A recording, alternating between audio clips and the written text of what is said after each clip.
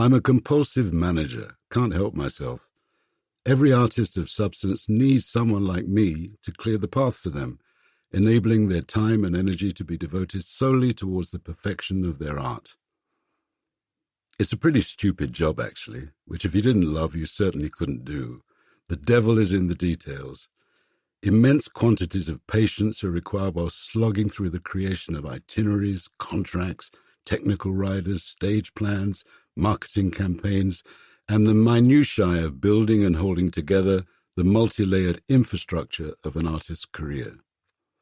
The tiniest absent detail, a saxophone reed, a bass string, a broken drum pedal, a missing boarding pass, a missing bass player, are able to jeopardize a mammoth event with 5,000 people queuing around the block waiting to get in.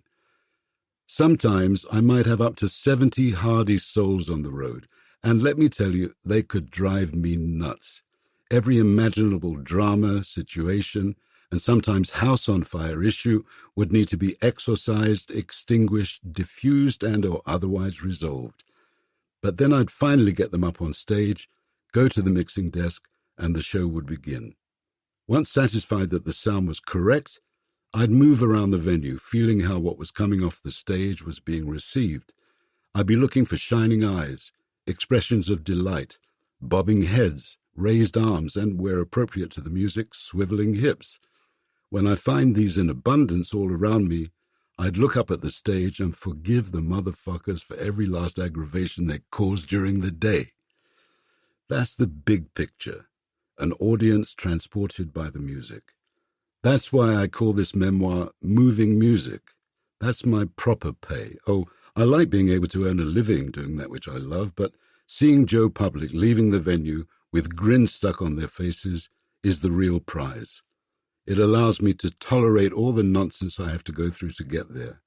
There's immense satisfaction derived from having achieved such a result, but that's only part of the story.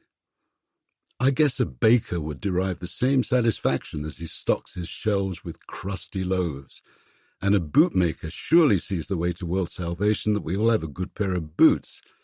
Hundreds of thousands of road miles carrying some of the world's most gifted and illustrious artists whose primary unspoken concern is utilizing their thousands of practice hours towards the passage of potentially life-changing moments in time, delivered to achieve as near to perfection as they're able to attain. That's how I've spent my life, helping these moments to take place around the planet, aided and abetted by a host of sound and lighting engineers, roadies, stage managers, tour managers, bus and truck drivers, agents and promoters, publicists and publishers, record producers and record companies, not forgetting the ultimate participant, our treasured audience, without whose appreciation and support none of this would make any sense or even be possible.